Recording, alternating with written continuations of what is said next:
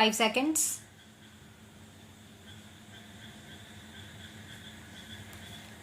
Sir, the entire concept of the goods and services tax is actually an indirect tax, and an indirect tax is a regressive tax, and a regressive tax has been explained.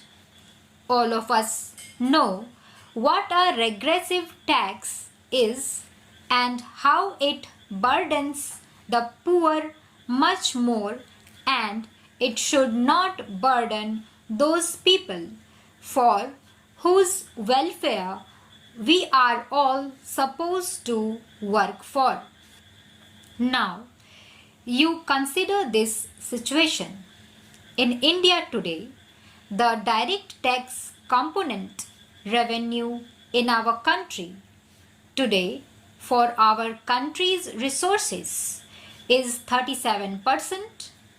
62% already comes from your indirect taxes.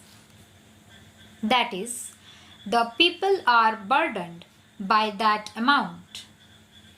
In the last budget, which the Honorable Finance Minister presented, he said indirect taxes have been hiked to the tune of around 20,000 crores of rupees, while the direct taxes have been reduced by over 1,000 crores. What are you doing? Enriching the rich and impoverizing the poor. Now, in this sort of an atmosphere, compare our 37% of direct tax collections with the other emerging economies in South Asia. Look at Indonesia. They have a direct tax revenue component of 55%. Look at South Africa, part of your BRICS. They have a direct tax revenue component of 57%. We have it at 37%, and on top of that is the GST.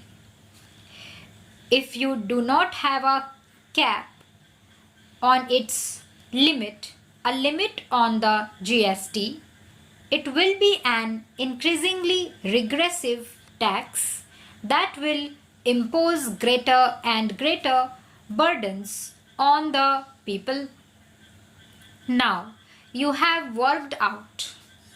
I don't want to name him, but those of us who have read the Chief Economic Advisor's report would think that they are very reasonable economic arguments.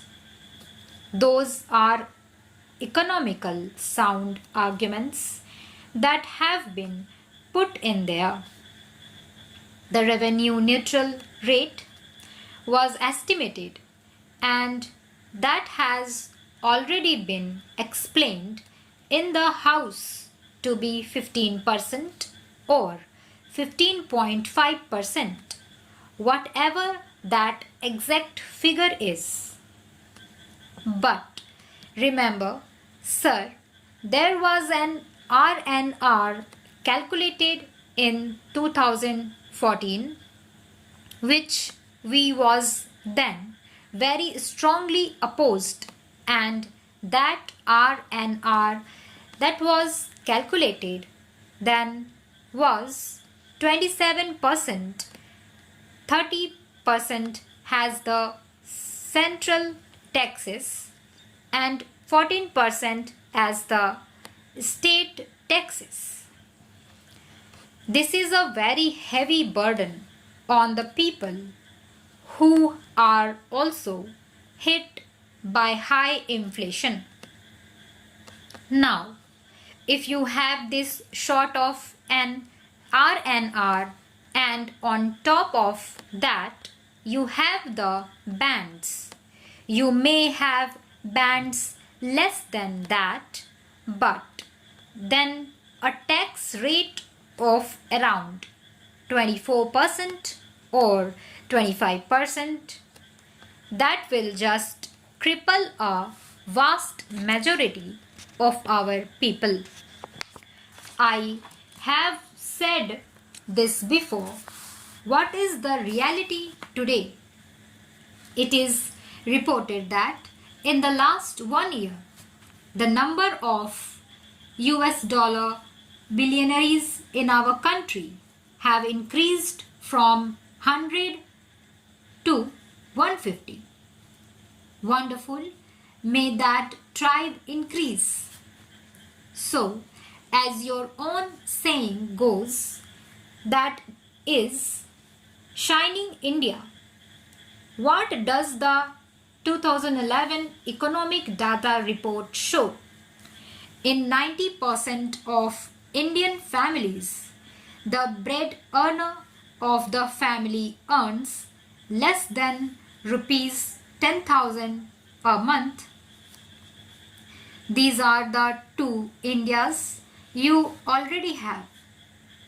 On top of that, if you get a regressive tax regime, you are only widening the gap between the two Indias, and that is not the spirit which our constitution enjoins us to come to this house to legislate. Therefore, I think it is absolutely necessary that instead of a revenue neutral rate, you start considering what I would call a fair revenue rate. I am seriously suggesting to the Honorable Finance Minister that this be considered as a fair revenue rate and to work on it. By the time you bring the GST bill, you can actually work on a fair revenue rate for the states concerned, and then you have a cap on it. So that assurance must also come when the GST bill is brought before us. How it will be brought, I will come to later. So, when it is brought before the House, that should be taken into account. The third major point that I have, sir, is concerning the concrete amendments. There are certain problems in the concrete amendments which the Honorable Finance Minister has moved. In the third amendment, for instance, of clause 9, he suggests 3 categories. He has given 1A, 1B and 1C. Sir, 1A says the amount apportioned to a state under clause 1 shall not form part of the consolidated fund of India. Yes, because it has to be shared. So once it goes in there, then you and I will have to sit again to apportion it. It is correct. The second amendment is also by the same logic. Okay.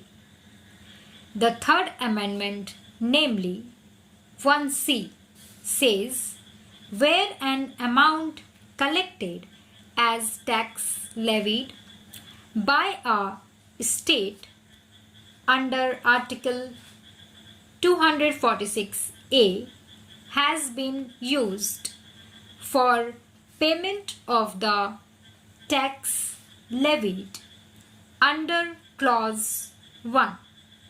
stop.